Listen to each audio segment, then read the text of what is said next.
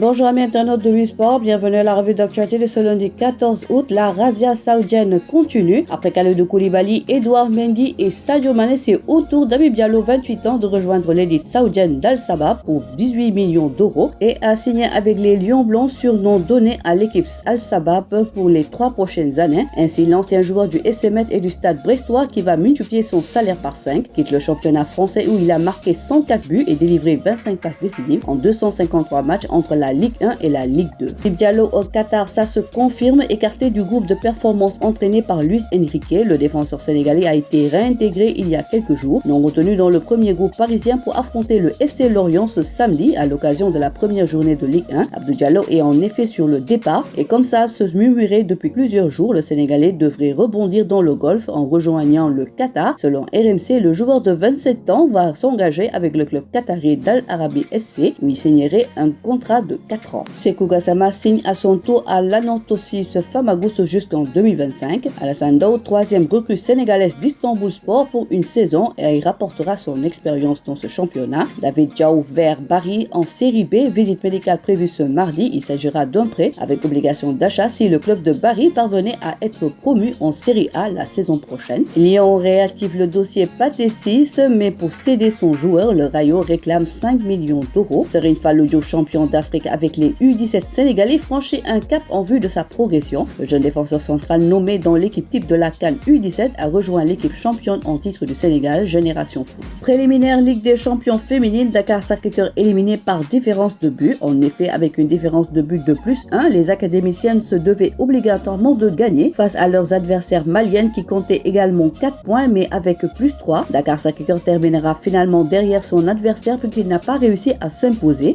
Les deux équipes se sont quittées sur un score de parité 1-1 avec un but de Korkafal. C'est donc l'AS Mandé qui ira encore en Côte d'Ivoire. Coupe arabe des clubs champions, Sadio Mané sourit et Kalidou Koulibaly triste, ça ne pouvait qu'être l'un ou l'autre. La toute première confrontation entre les deux Sénégalais depuis leur départ du football européen et leur arrivée en Arabie Saoudite débute symboliquement par une renversante victoire de l'attaquant. Sadio Mané et sa nouvelle équipe d'Al Nassr sont imposés face à Al Hilal 2-1 lors de la finale de la Coupe arabe des clubs champions disputée samedi après-midi au King Fahd Stadium à Taïf dans une ambiance dingue et un match très rythmé.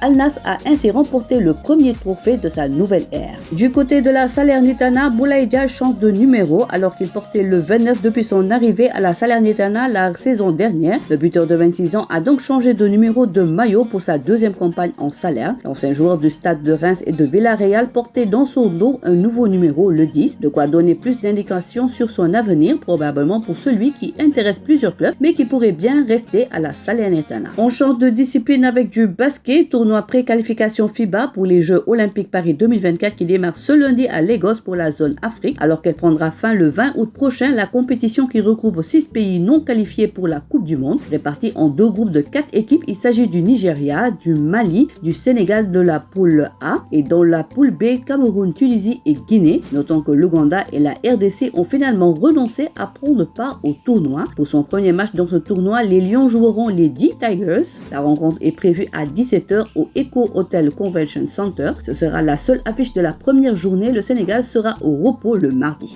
Volleyball, le Sénégal déclare forfait pour la CAN 2023. Le Sénégal ne prendra part au prochain championnat d'Afrique des Nations de volleyball dames prévu du 14 au 25 août à Yaoundé, Cameroun, a annoncé vendredi le président de la Fédération sénégalaise de volleyball, Amadou Sey, en expliquant que le ministère des Sports n'avait pas retenu les fiches transmises pour cette catégorie. On termine par du lamb. Baye Mandione battu par Bébé Diène. C'est un combat expéditif auquel les amateurs de lutte ont eu droit ce dimanche en marge de la journée organisée par Jamaïcaine de Jam Production. Battu lors de sa dernière sortie par Bébé Saloum, Baye Mandione a eu une nouvelle fois mordu la poussière devant un autre bébé, celui de Dakar plus connu sous le nom de Bébé Diène. Le protégé de Boy Kairé n'a pas mis du temps pour attaquer son adversaire avant de le ceinturer pour le mettre à terre. Il s'agit ainsi qu'une 8e victoire pour le jeune lutteur alors que pour Baye Mandione, c'est un 16e revers en 32 combats disputés. Voilà, c'est tout pour aujourd'hui. L'actualité sportive continue sur nos plateformes digitales. Le site numéro 1 du sport au Sénégal, www.sport.com, est maintenant disponible en version application mobile sur iOS et Android.